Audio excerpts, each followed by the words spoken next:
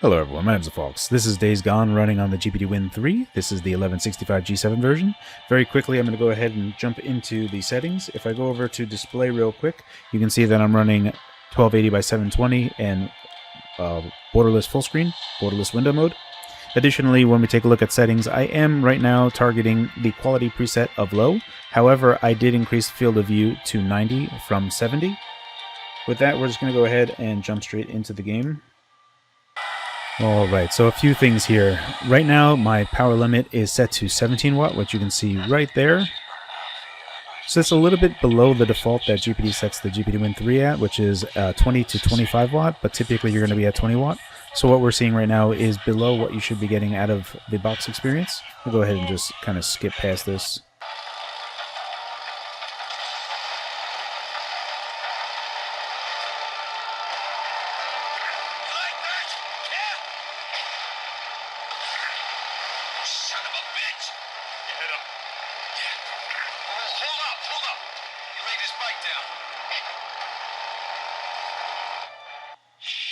So right now, total system power is around 22 watt. This is going to give us around 2 hours of battery life at the 17 watt PL1 setting. For the most part, the game is running at an okay frame rate. Again, even though I have the frame rate uncapped here, you can see that it's kind of fluctuating between 38 and 42. Now we just hit 30. It would really be recommended to just kind of cap this at 30, which you can do in the settings itself, but I'm just kind of showing you unlimited right now just for educational purposes to show what it's capable of at 17 watt. Go ahead and bump up the TDP now. We're going to go to 25 watt to see where that takes us. So where the hell did you learn to track shit anyway? Used to go elk hunting. Alrighty, and we've returned, and you can see that, actually let me go ahead and do it like that right there, because it's a little bit easier. So you can see right there that I've set my PL1 to 25 watts, so the GPD Win will now start using more power. We should start getting a better frame rate right now. Again, still we're not hitting that 60 FPS mark right here. What are we waiting for, dude? So, I don't know if it's really all that worthwhile. You might want to frame cap at 45 FPS at the 25 watt mark. Alright, I'm not going to listen to that guy anymore. Let me try to go forward. Okay, no, don't go forward, because that's going to fail the mission. I see. Wait for this guy. So you can't really tell right here, but there is a rumble happening.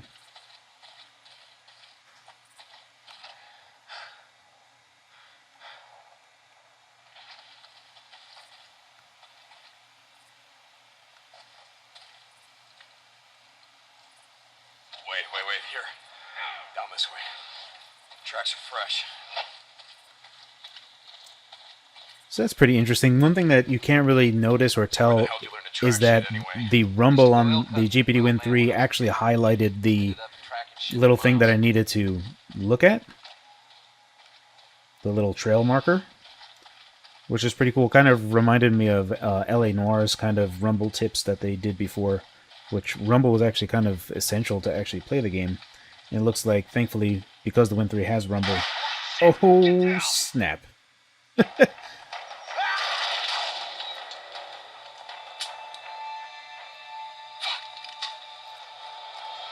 Alright, at this point I think I might just go bump it up to 35 watt to see where that gets us. Alrighty, we are at 35 watt, which you can see right there. It remains to be seen if the system will actually use all of that power, so we'll kind of see how that works out. You okay, brother? Yeah. Just a graze. Son of a bitch can't aim worth a damn. If we take a look at CPU package power right here, you can see that we're not actually going up to that total power. So we're only using 24 watt right now. Total system power is at 35 watt. This is going to be around 80 to 90 minutes of battery life. And even at this point, right, we're still not hitting 60 FPS. So I think at this point in time, it might be worthwhile to kind of just bump up the settings to see what that looks like. So let's go ahead and start juicing that up. Okay, so I'm going to go to high settings. Shadow detail and other stuff picked up.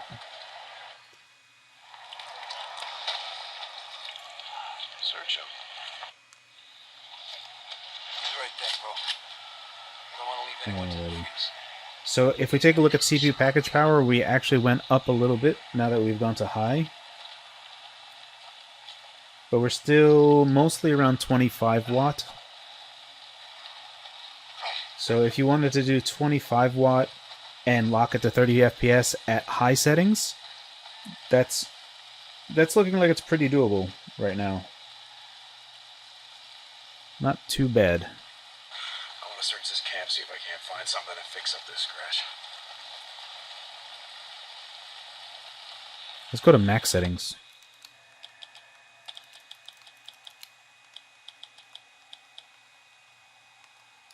Alright, so now we are at the very high preset. FPS tanked to 26 FPS if I move it around. Yeah, very high at 25 Watt TDP. Again, even though that my PL rating is set to 35 watt, if you take a look at CPU package power, we're getting kneecapped in any particular regard. If we take a look at our GPU clock, we're hitting 1.3 gigahertz. So the system is correctly kind of limiting itself because there's no reason to push CPU further in this instance. So we're just kind of using all power to GPU. This is actually pretty well done. But again, doing very high at 24-ish FPS, rather cinematic FPS. Not the best. So let's go ahead and jump into options. It's looking like at high preset, you can lock it at 30 FPS and get pretty consistent frame rate at 30 and still be able to enjoy it. Actually looks really good. Pretty awesome. Anyway, so this is just a quick look at Days Gone.